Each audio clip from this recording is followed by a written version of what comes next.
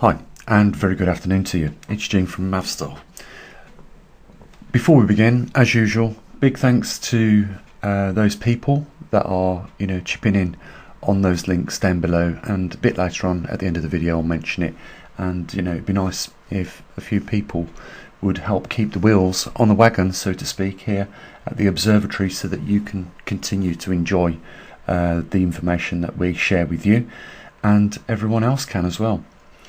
So we're looking at the ISES solar cycles sunspot number progression, and this information's coming from the ESA, European Space Agency. And what they've showed us here is almost the present day with regards to sunspots in the current solar cycle 25, and we've also got their prediction line, and you can see that their prediction line is not going to be doing much better than the last solar cycle 24. And you might say, well, there you go, they've come forth with the information. What's the big issue? Well, the big issue is we are 2 years away from solar maximum, when we will reach the top of the peak of the red predictive line on the right hand side. So at the top of that peak is solar maximum, and again on the top of all the other peaks is solar maximum for the previous cycles. And you might think, well, there you go, Gene, they've done the job. That's great stuff, but it doesn't end there. And this is where we come into our own here at this observatory, and we tell a little bit more of the story which isn't being clearly shown to you guys, because solar cycle 24, something very unique happened. And if that is the predictive line of solar cycle 25, then you can guarantee what happened in 2014 at the peak of solar cycle 24 is going to happen again. And it gets even worse than that, because at the peaks of these cycles we should be enjoying a greatly inflated heliosphere which protects the whole of our solar system from cosmic rays entering. It's like a giant magnetosphere that protects us, and when the sunspot activity decreases, so does the heliosphere start to shrink back in on our solar system. And that can only mean one thing: more cosmic rays inbound. Now, I said to you they hadn't showed you the complete story or the whole picture here. I'm going to do that for you. You won't get it on any other YouTube channel that talk about even solar physics a lot more than me.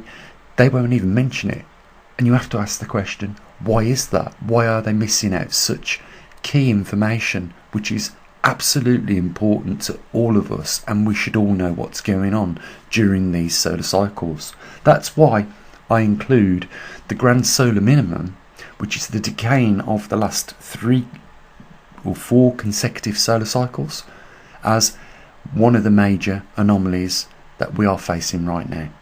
But enough about that. Let me show you the details and the facts, because that's what really you want to know.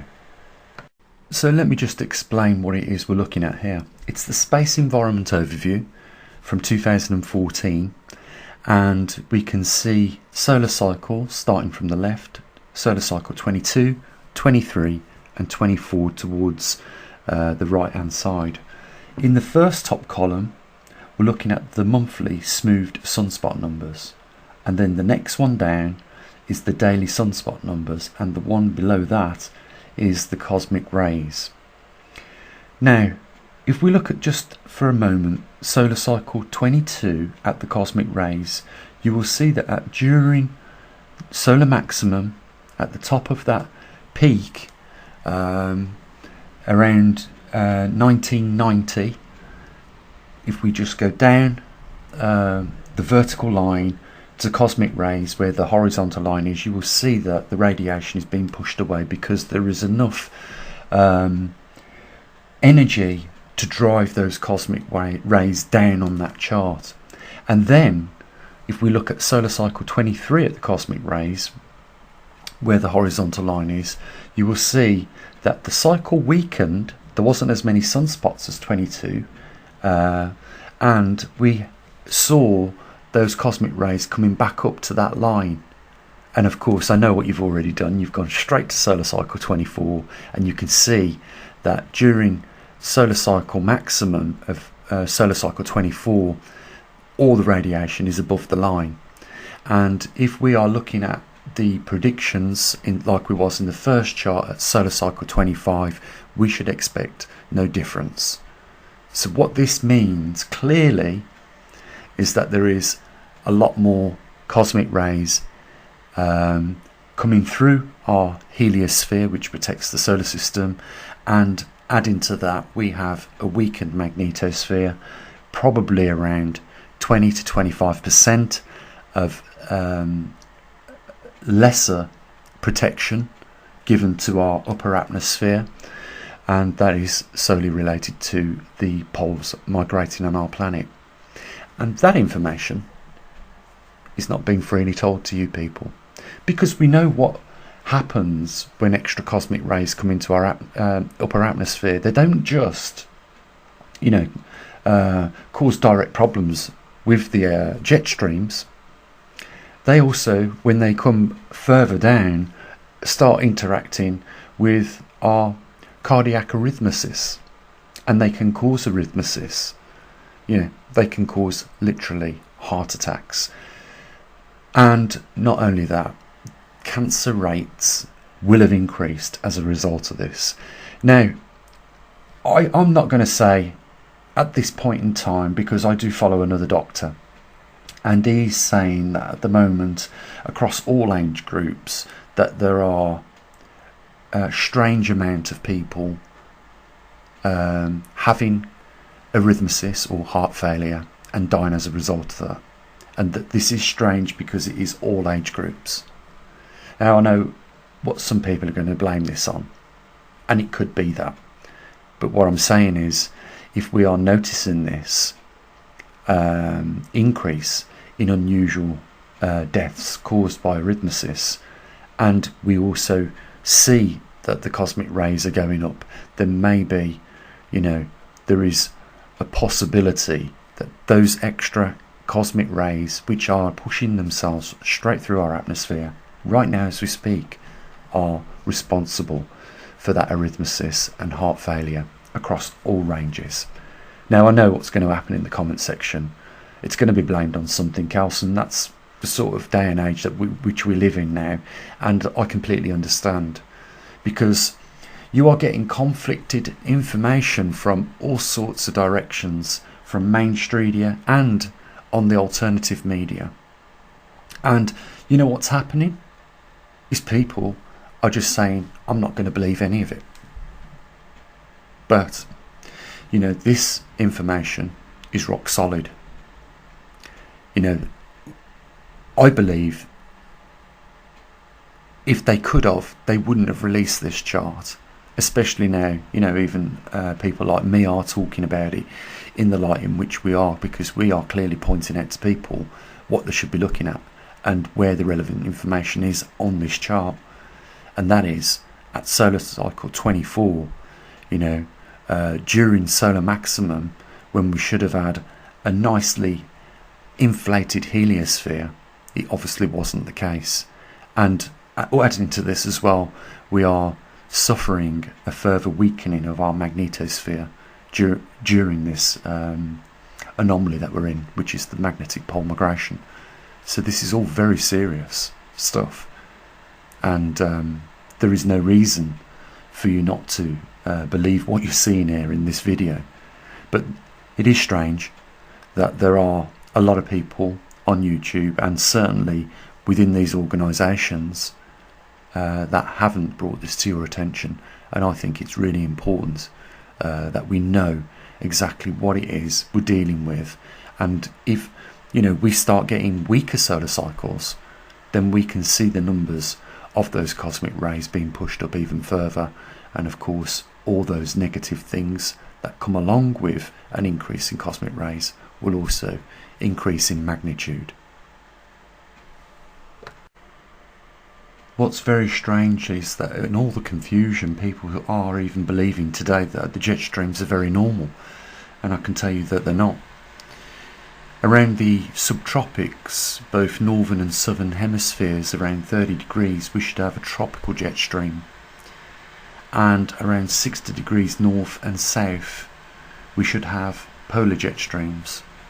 And what we have is polar jet streams coming straight down, like you can see right here, and mixing with the subtropical jet streams. And that is why the magnitude and frequency of these climatic events, like we saw in Libya a few weeks ago, wipe out over 5,000 people, still 10,000 people missing, and displace millions of people. This is not normal by any circumstance. This is completely abnormal. And this is the state of our climate on our planet right now. And cosmic rays do have a contributing factor to the behaviour of that climate on our planet. Cosmic rays are able to seed and create condensation platforms within the jet stream, which then encourages more water to be laden in that jet stream, which causes the fragmentation and the migration from the polar to the subtropics, both northern and southern hemispheres of our planet. This is not normal. Yet people claim it is very normal. We are watching, and we have front row seats observing our planet melt down with regards to its climate, and three in particular anomalies that are taking place right now, and they are all adding to each other to make, the magnitudes of these events that we are seeing take part all around the world increase in not just the magnitude of these events, but also the frequency. This is not normal. It is the biggest public mistrust by these organisations for not giving a little bit more in-depth information on what is going on. Instead, they will direct you to the story of CO2, a trace gas within our atmosphere causing global warming, and the reason why it's in the atmosphere to start with is because man, since the Industrial Revolution, has been burning fossil fuels. First of all, the temperature records they use go back 100 years to just the 1900s, because it does show a temperature rise in that period. But what they fail to understand is that the Industrial Revolution began in 1760, and that same temperature rise does not perspire from the 1900s. So they're covering it up, aren't they? And they're not divulging all the information which they should do. And on that note, guys, I'm going to leave it there. Something for you to think about. There's a link down there in the description. Would be amazing if a few people would use it. And I'll say what I usually do. You take care of your loved ones as always. Bye for now.